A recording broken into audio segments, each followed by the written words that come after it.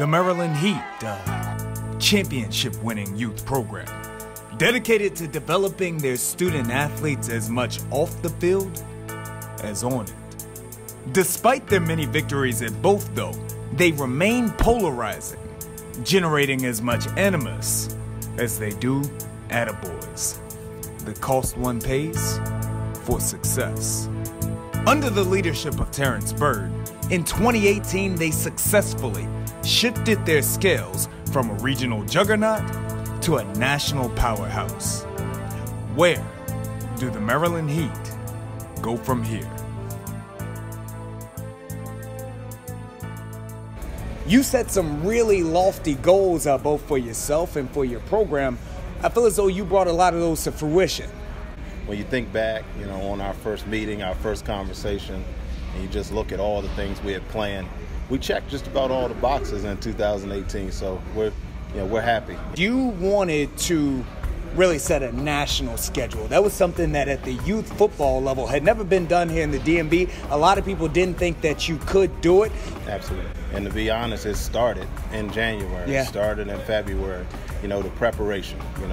The games didn't start until August, but all the preparation and the way that the guys trained and competed at the showcase events and at the camps and practices leading up to the season is why we were able to go out and show well on the national level. I wanted to kind of take you through those big games one by one, starting off with that matchup with the San Antonio Outlawz. I think it had like 200,000 views on YouTube. First thing that jumps out is you want to open the season the right way. Sure. And Juice, taking that opening kickoff to the house really set the tone for us for that game and really for the rest of the season. It really gave the team that lift, being down in Texas, 100 degrees, wearing black uniforms. Right.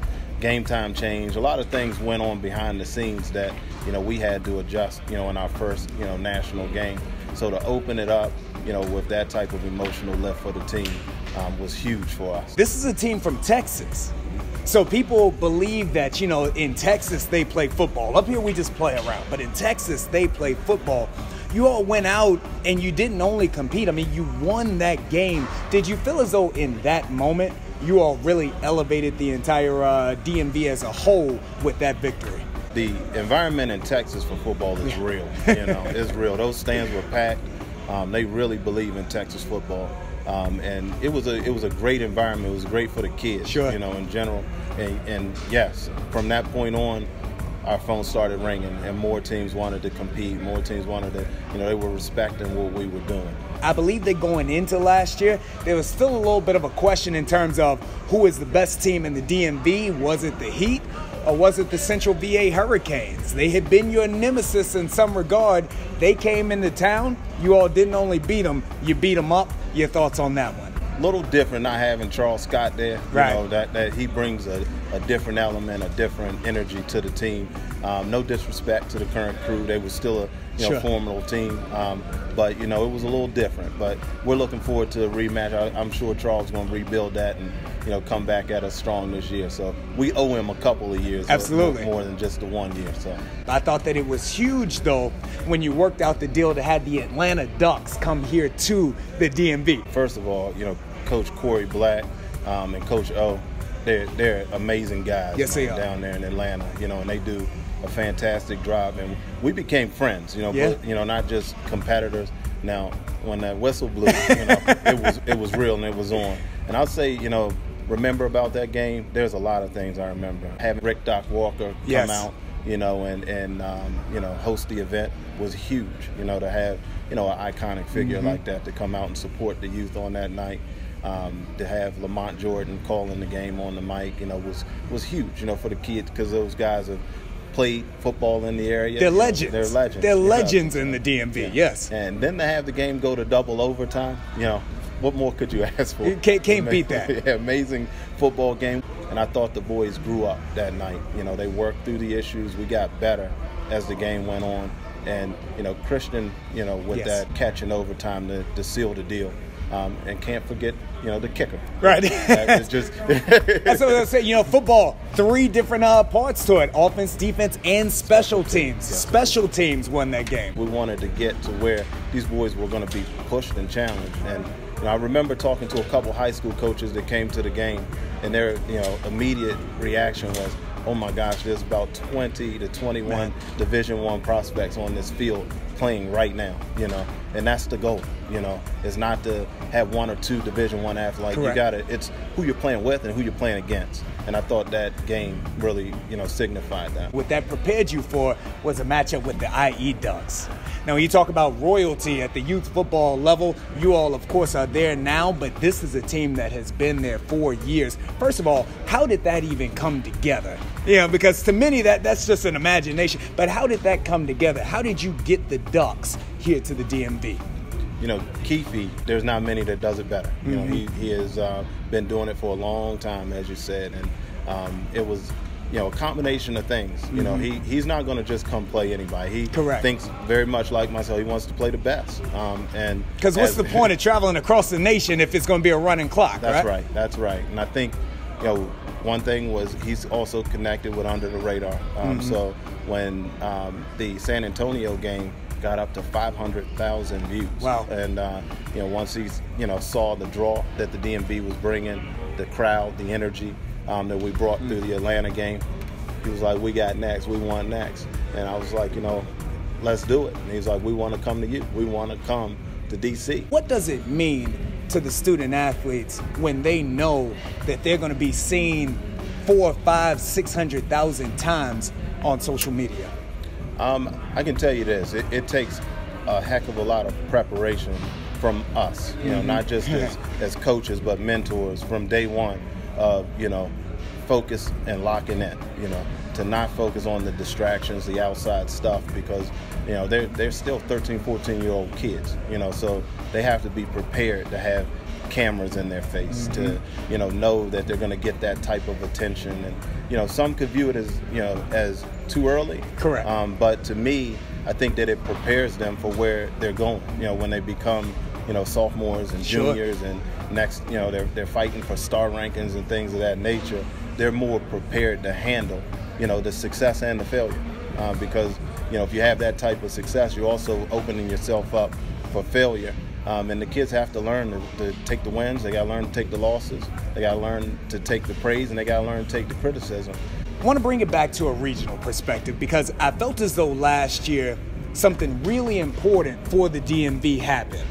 That is when you all were able to come to terms and to put everything else aside and to play this football game with Hamilton. What did it mean to the area as a whole just to see the two teams be on the field together and to kind of build a bridge where things had been falling apart? Yeah. Not sure what it meant to the area, but I can tell you this, it meant a heck of a lot to my kids. Yes. They really wanted that game. And the kids wanted it. Yeah, the kids wanted it. Hamilton's kids wanted it too. So, all credit, to me, goes to the kids first. I felt the kids, pushed me, the kids and their kids pushed their coaching staff, and as men, me and Kevin Boyd got on the phone and we were like, let's make it happen. Correct. And I thought it was a great experience for both sides. They had an opportunity to get, some competition, pushed their way, and our, kids got to play some more football, go up to Baltimore and experience, playing in, kind of a hostile environment. Right. So it prepared us, for other things we saw down the road. We can't only speak on positives without also talking about the real life negatives as well. The next time that you all met up with a squad from the other league, that of course being in the regional championships, and the way that ended, it was ugly. Give me your thoughts on that, number one. But number two, how do we avoid those things moving forward? Not to pass the buck, but we kicking it straight. Yeah. I felt the officiating was below par, and I think that game got out of control. Okay. When you see officiating at a higher level and a strong officiating crew, correct, you begin to appreciate how they keep control of the game. You may not like when they tell you get behind the line before, we're going to throw you a sideline warning, keeping the coaches off the field, keeping the players. But those are the things that keep a quality football game, under control. So as those things matriculate and you allow them to continue, to progress throughout the course of a football game, emotions are now high. Sure. Somebody's got to win, somebody's got to lose. And if the refs don't have control at that point, then those type of things happen that we saw, unfortunately, at the end of that football game. As you are, I'm a man who cares about the kids far beyond the football field, and I know that you feel the same about that. As a community, as parents, do we have a responsibility in making sure that some of that animus stays on the field and doesn't spill over to the extracurriculars? Absolutely. That's why as we do national level games, it's also, a commitment, and an investment to make sure that you have security in place. Yes. You have crowd control. It's not just, throwing some, kids on the field and playing football. It's making sure everything around the game is done the right way, so that it can be focused on the game. Yeah, and you keep the parents back away from the sidelines. They don't enter in the gate. They stay in the stands, and those type of things allow for it to be a more clean football game. Because the closer the parents get to the field, emotions, that's their kid. That's their kids. It's their kid at the end of the day. They see their kid hurt. It's a parent's natural instinct and reaction to defend, protect, and coddle in some cases. So the best thing you can do, to me, Chad, is just keep them in the stands and keep them away from the field, as far away from the field as you can. I want to get you back to the field. Spring ball is on the horizon. What do you have in plan for your spring league as typical, and where's the evolution to what you're doing? Yeah, spring football really changed, the DMV. Changed it. It really did. And I got to be honest, I didn't even see it initially. Mike had a vision of spring football in the DMV, and, all shout out to him, because no one jumped on board. Correct, with him. right? He fought a lot of, people, I'll just say that way, high up, that did not want to see spring football happen. And then slowly but surely they began to see the benefit.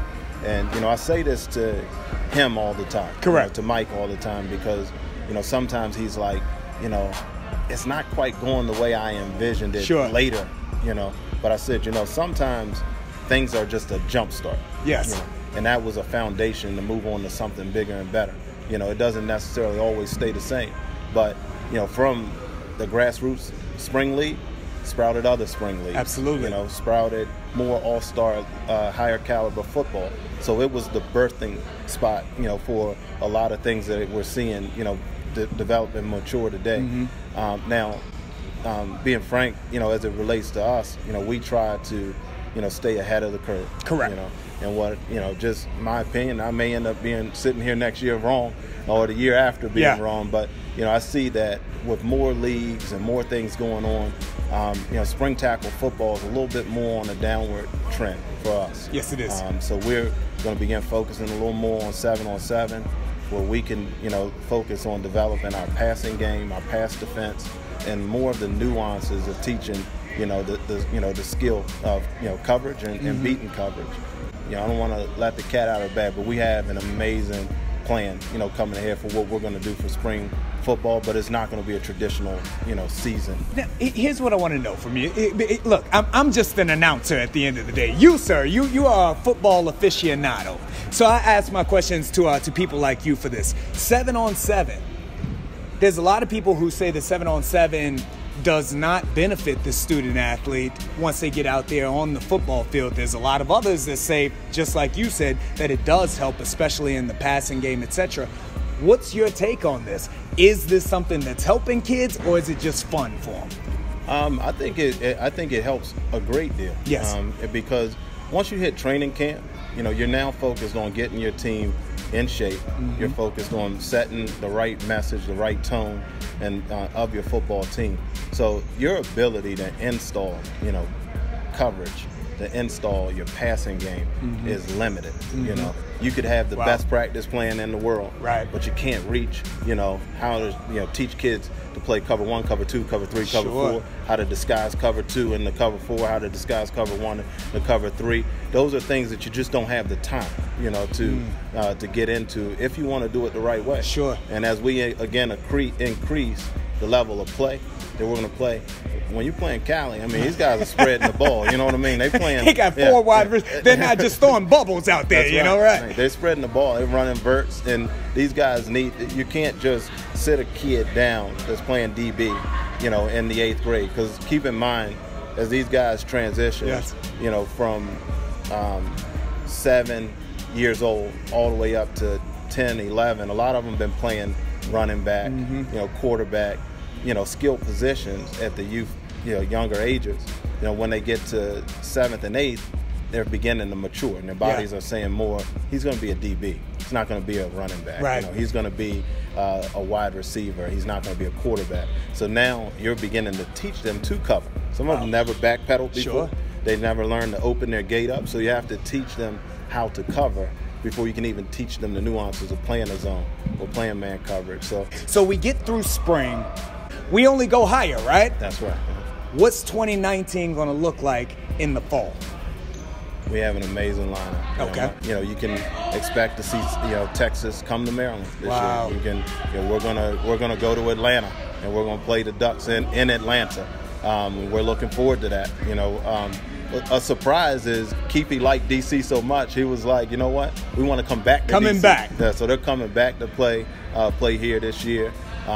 And you know, I don't know if if you know about the Miami Garden Ravens team, absolutely, that dominated the 12U division. So I saw him down in Fort Lauderdale, and he grabbed me after winning his national championship, trophy still in hand. And was like, Coach Byrd, we want to come play you guys. That's all right. And one thing I do want to say that's important too, that I thought was special.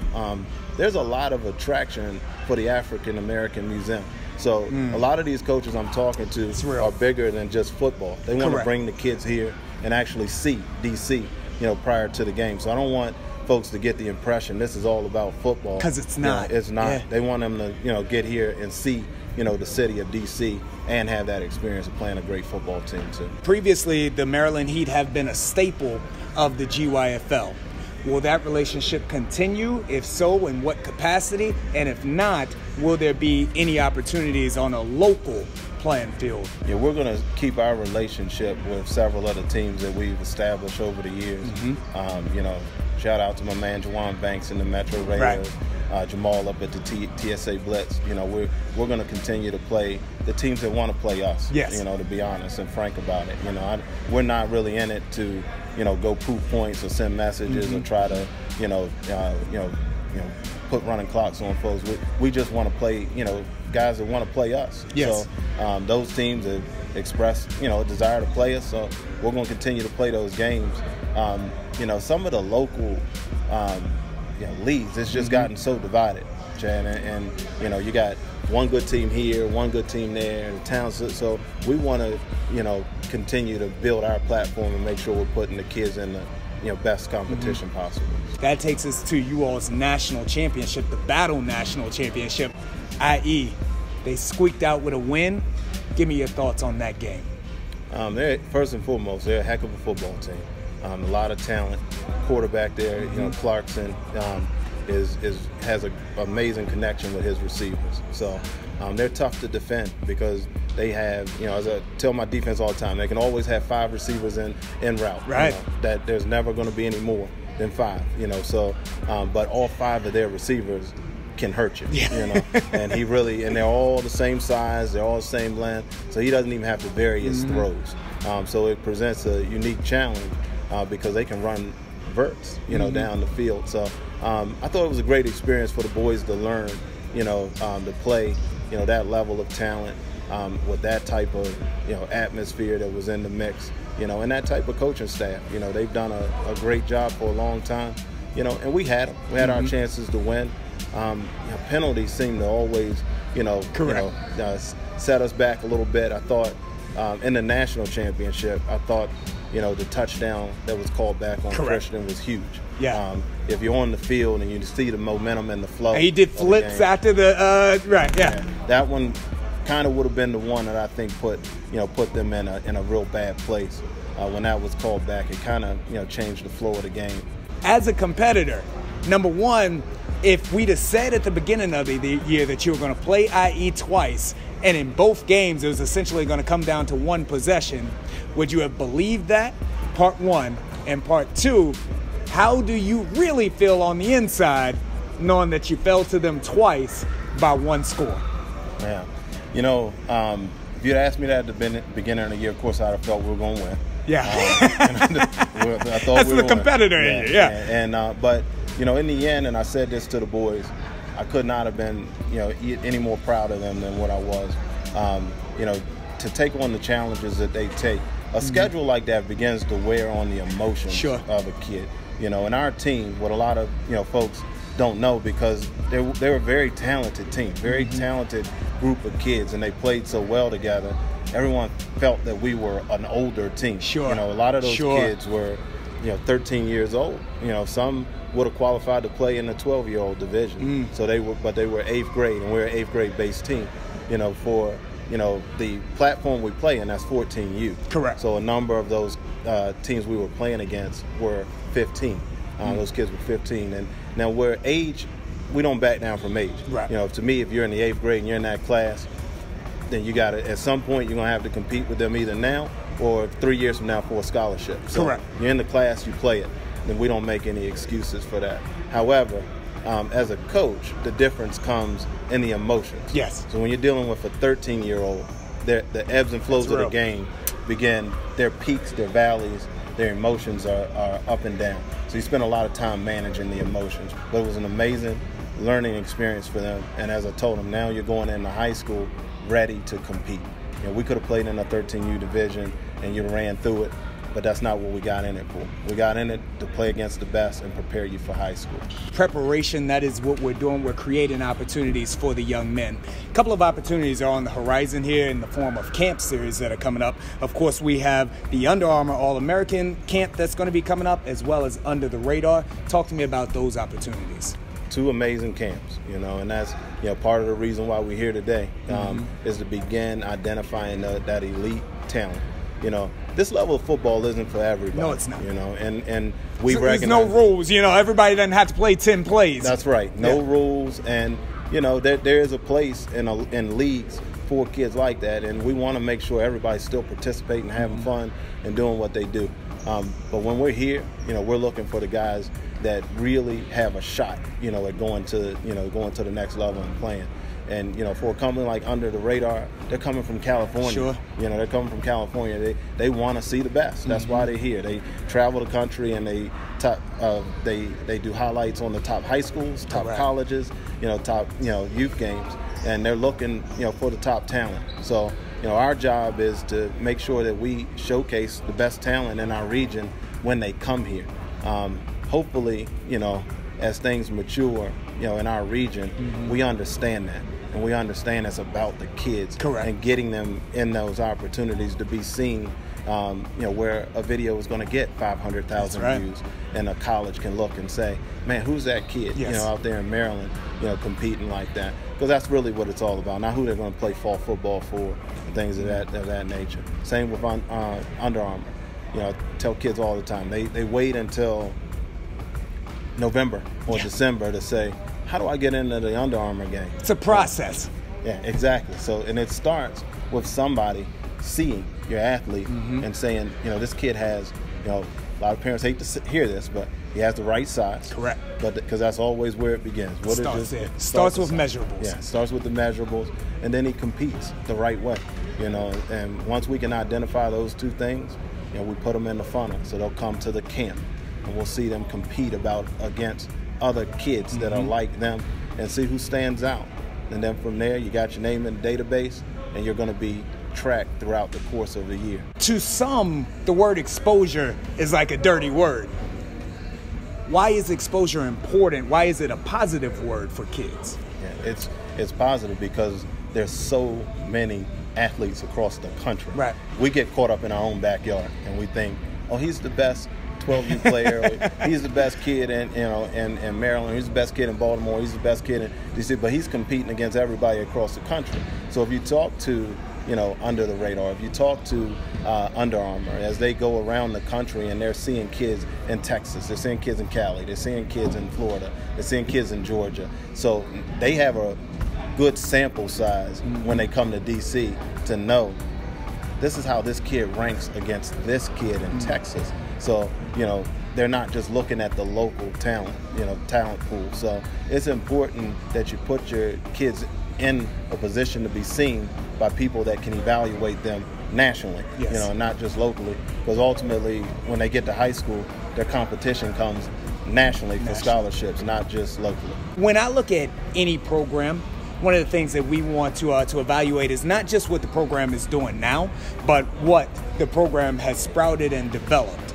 We're looking at the class of 2020. I think when we looked at the top 100, I believe that 8 of them at one point were under your tutelage. They played at one of your teams. Just to name, Brian Breesy, #1 player overall in the nation. Saw him the other day. The kid is an animal. Blake Corum, Rakim Jarrett, MJ, to name a couple more. Speak to me about your class of 2020 that came through your program. You know, that was an amazing class, and some of those guys, you know, came through, you know, various avenues. Some of those played, you know, for me at the Maryland Heat program.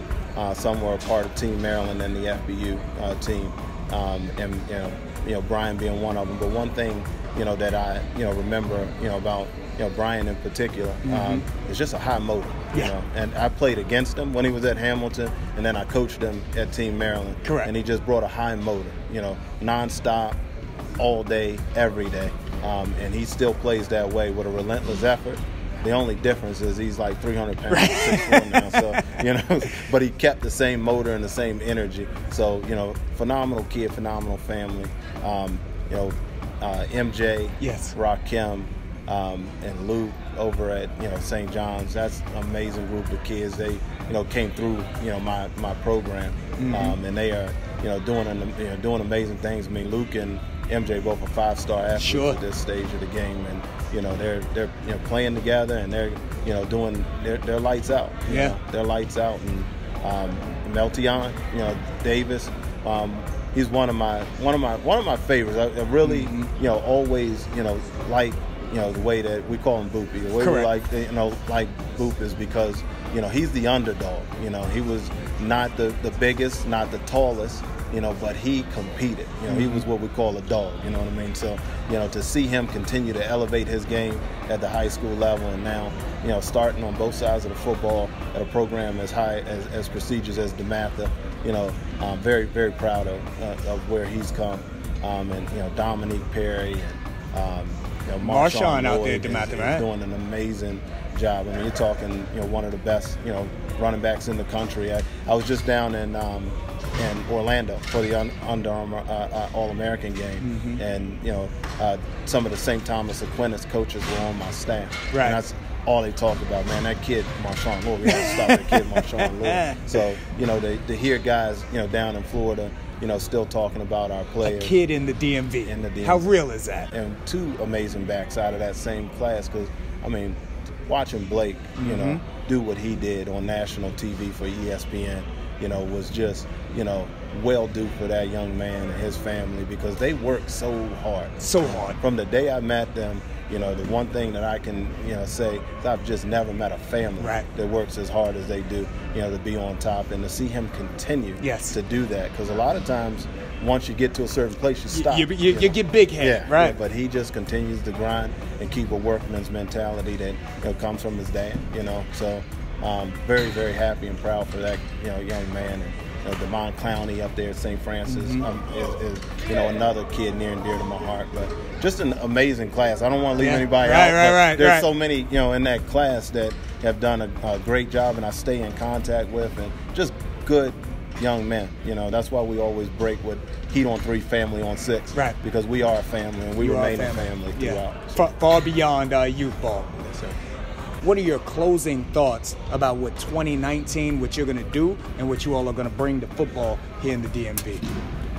2019, we have to go to another level, you know, because, you know, in 2018, you know, we weren't expected. Yeah. You know, so a lot of folks. You crept in the back door in 20, right? Yes, we did. You know, here locally, I think a lot of people tend to think higher of ourselves than what we're thought of outside of our backyard, if that makes sense. So this year, now they're coming to us. Yes. So you have a target, you know, on your back. Last year, they were like, let's take the game and see if you guys are as good as you think you are. You know, now they feel like, okay, you are legit. So we're coming to you, and we're coming, you know, to bring you some action. So we're going to have to be prepared. That's why we're getting started earlier. Yeah. You know, we've never got started in January, but we're getting started earlier because we know that a target's on our back. We know we have to protect our home. You know, Miami Gardens they're not coming to D.C., you know, to lose. Right. They're coming here to win. You know, and we're coming to make sure they go home sad. You know. That's what's up. That's what's up. Coach, thank you very much, brother. Appreciate you, Doc.